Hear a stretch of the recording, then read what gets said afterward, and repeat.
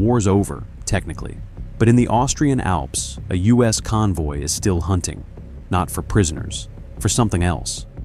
The jeeps roll slow, no sirens, no yelling, just dust and heat. In the back seat, black coat, busted arm, 1,000-yard stare. He looks like someone who hasn't seen daylight in months. He doesn't ask where they're going. He already knows. Behind him, dozens more. Engineers, physicists, some limping, some grinning. No one resists. This isn't surrender, it's processing. By nightfall, they're in custody. No cell bars, just new beds and hot coffee. Later that week, his name ends up on a file in Washington. Werner von Braun, SS officer, rocket designer, architect of the V2, responsible for more than 5,000 civilian deaths. Soon to be an American employee. History called it a deal. The Pentagon called it paperclip.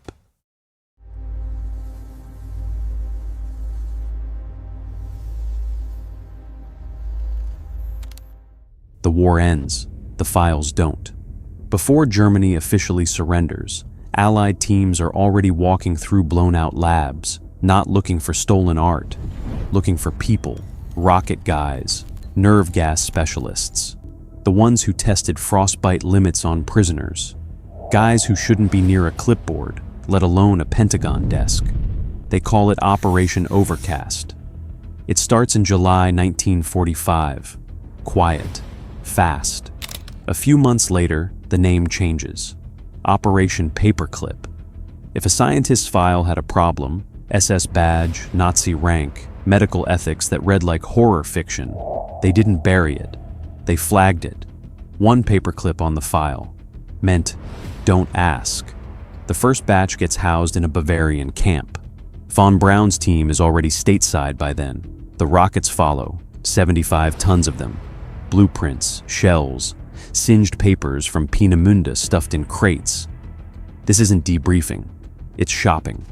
In September 1946, Truman signs SWNCC 257/22.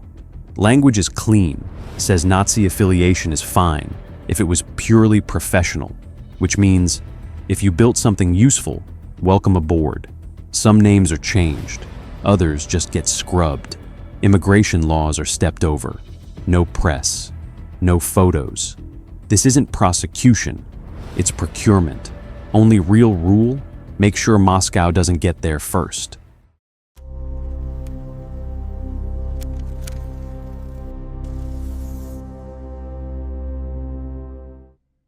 The agency's called the Joint Intelligence Objectives Agency, JIOA. Sounds like filing work.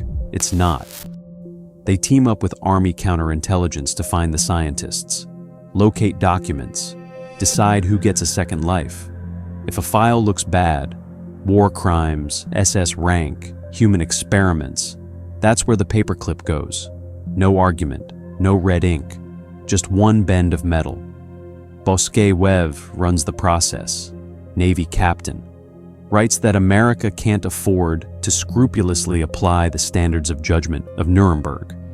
That's the official stance, meaning keep them, no matter what.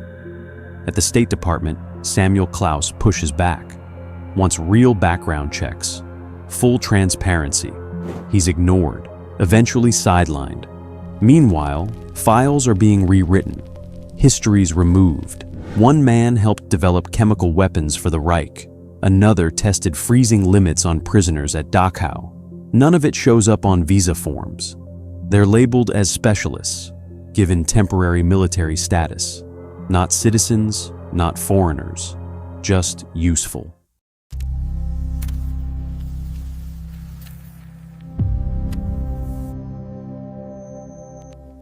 Werner von Braun arrives in Texas with a cast on his arm and a smile that doesn't blink. No trial, no headlines, just a new post. Fort Bliss becomes the launch pad. Over 100 men flown in, same team that built the V2, same math, same wires, different flag. They bring blueprints, engine specs, trajectory formulas written in bomb shelters. They don't need training, They wrote the manuals. Back in Germany, they built the rockets in a mountain. Factory was called Mittelwerk. No light, no windows, just tunnels and bodies. Labor came from next door, Dora Mittelbau. Thousands died underground, starved, crushed, beaten for slowing down. Von Braun said he didn't know, then said he tried to help, later said nothing. None of it shows up in his file. In the US, he's given housing, cameras, a green card, eventually, citizenship. He runs NASA's Marshall Space Flight Center, leads the team that lands America on the moon. History calls him a visionary, but not everyone forgets Dora.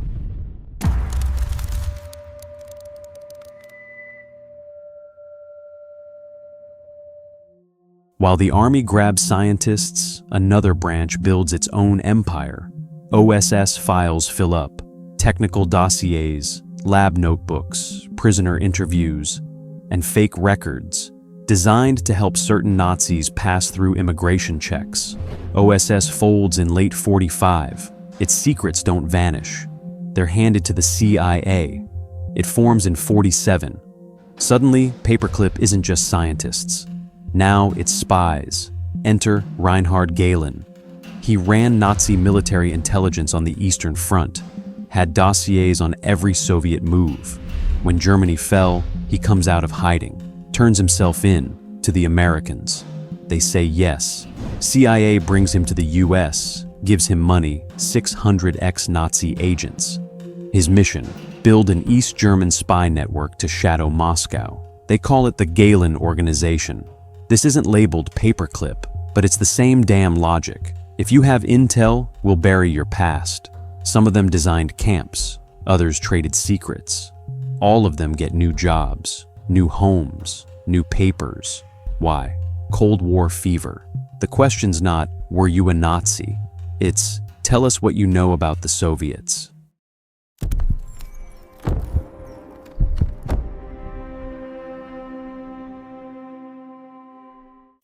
By the early 50s, the payoff was undeniable. US missiles soared.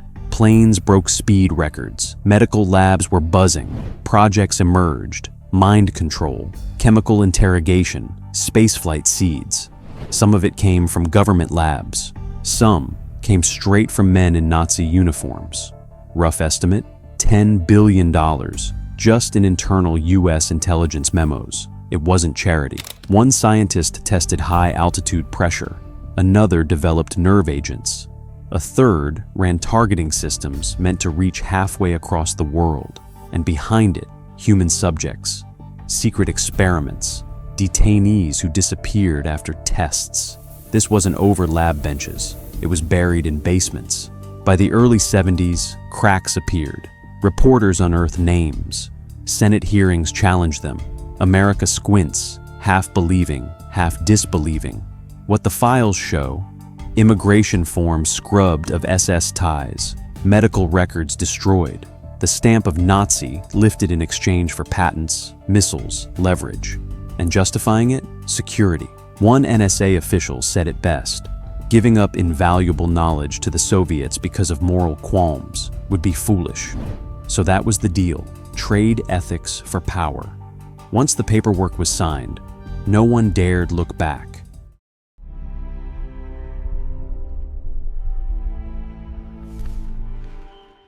By the 60s, most paperclip men are settled, some at NASA, others in private aerospace. A few retired in Florida, drinking iced tea, talking propulsion on cable TV. None stand trial, some talk to reporters, most stay silent. In the archives, their names sit by redacted memos and monochrome photos. Labels: security risk, high value. Most lived out quiet lives. Their victims didn't. Survivors from Mittelbau Dora spoke after the war: starvation, forced labor, mass graves in cold tunnels. Their testimonies filed and ignored. In 1985, one visits the US again to testify. Remembers von Braun walking through the tunnels. Remembers the looks on men's faces. The smell. The Senate listens. The story doesn't change. In 1994, the Justice Department admits it. America knowingly brought in war criminals. Some files are still sealed, others just disappeared. The CIA called it strategic necessity. One folder lists a man from Dachau. His visa form ends blank. The stamp says, cleared.